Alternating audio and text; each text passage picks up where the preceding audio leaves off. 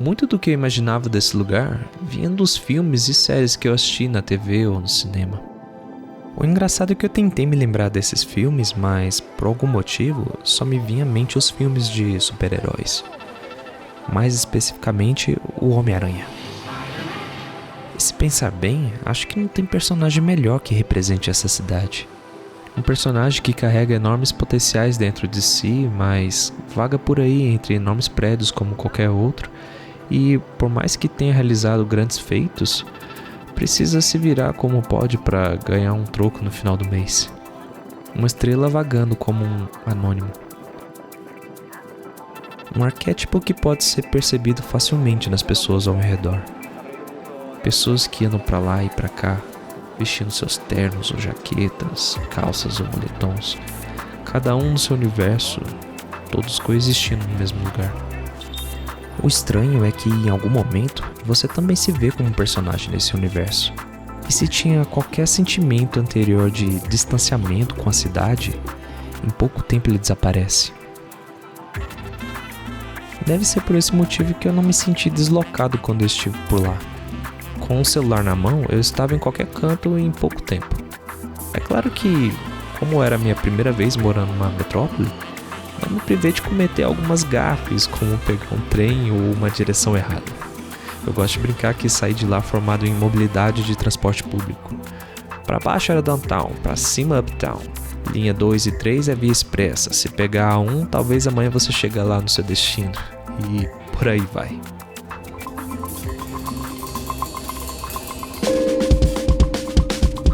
Nova York guarda muitas histórias e não há lugar melhor para conhecê-las do que os museus. No passeio no qual se faz até a Estátua da Havana, quero dizer, Estátua da Liberdade, existe a oportunidade de conhecer a Ellis Island. Lá eu conheci o Museu da Imigração, o lugar onde funcionava o serviço de imigração dos Estados Unidos, daqueles que chegavam por meio de navios vindos do mundo inteiro. O lugar é conhecido como a Ilha da Esperança e das Lágrimas, pois muitos chegavam em terras americanas fugindo da miséria de seus países e seduzidos por uma promessa de uma nova vida.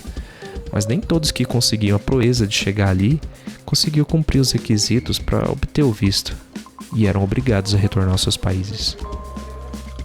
Outro lugar marcante é o Metropolitan, Museu Metropolitano de Arte, ou como chamam por lá, The Met. Realmente é bem impressionante o acervo que esse museu possui. Vemos arte egípcia, africana, oriental, europeia e até mesmo uma exposição de instrumentos musicais e artigos militares da Idade Média. É um lugar fascinante para quem busca estudar a história do mundo pelo prisma da arte. O lugar é tão grande que, mesmo gastando uma tarde inteira, eu não consegui visitar todas as sessões. Vale lembrar que lá possui um programa de incentivo no qual os moradores e estudantes da cidade não são obrigados a pagar pela entrada. Eles podem contribuir com o valor que quiserem, até mesmo nada se não puder contribuir. Como eu estava na cidade pelo New York Film Academy, nessa eu me dei bem. Não posso deixar de mencionar também o Museu da História Natural. Desde criança o mundo animal me fascina e é muito doido estar diante do real tamanho desses animais que só se vê em vídeos ou nos livros e revistas. Um pouco triste também saber que a maioria deles estão correndo um sério risco de extinção e pode não demorar muito para poder vê-los apenas nos livros, vídeos ou nos próprios museus. Por outro lado, lá você se depara com muita coisa interessante e se no The Met eu não consegui visitar por completo por conta do tamanho, nesse aqui me deu até tristeza de tão grande que é. Lá encontra desde assuntos geográficos como a origem e a composição do planeta, mas nada me deixou mais encantado do que os grandões. Pensar que esses seres viveram na Terra por milhões de anos faz a gente refletir o quão pequenos nós somos, seja pela estatura ou pela estadia na Terra. Também gosto de imaginar os mistérios que carregam esses fósseis, como eram exatamente, como se organizavam, como viam o pôr do sol todas as tardes. A verdade é que andaram, moraram, se alimentaram no mesmo solo onde está erguida a sua casa hoje. Doido isso, não? Nesse momento me lembro de todos os lugares que eu passei, todos os quadros que eu vi, todas as manifestações de arte ou repressões que presenciei ao longo do caminho. e me toca que estou em constante movimento. Sei que não fui em todos os lugares e que dos lugares que eu fui não explorei inteiramente como deveria, mas não vejo isso como algo ruim. Sabe, na verdade, cada vez que um passeio não dá certo, fica um convite de retorno àquele lugar. Um retorno com a oportunidade de ver as coisas com outros olhares, pois também tudo está em movimento. E na real, eu gosto dessa sensação de não saber ao certo como vai ser o dia de amanhã. Então, se algum dia esses caminhos misteriosos me conduzirem de volta a esta cidade, eu quero apenas estar aberto às novas histórias que ele me proporcionará. E também vou querer voltar naquele bendito museu. Essa foi uma minissérie de 4 capítulos que busquei apresentar um pouco da minha experiência na New York Film Academy.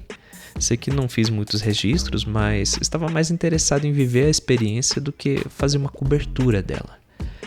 E fico feliz de ter conseguido aproveitar de alguma forma esse percurso. Esse projeto teve uma expansão onde eu ofereci um curso de 3 dias na cidade de Goiás e de Anápolis, 2 cidades muito importantes para minha formação. Caso queira ver o resultado dessa experiência, você pode acessar o site, o link está na descrição. E agora é aquele momento que eu vou deixando meu abraço e os meus agradecimentos por ter me acompanhado até aqui.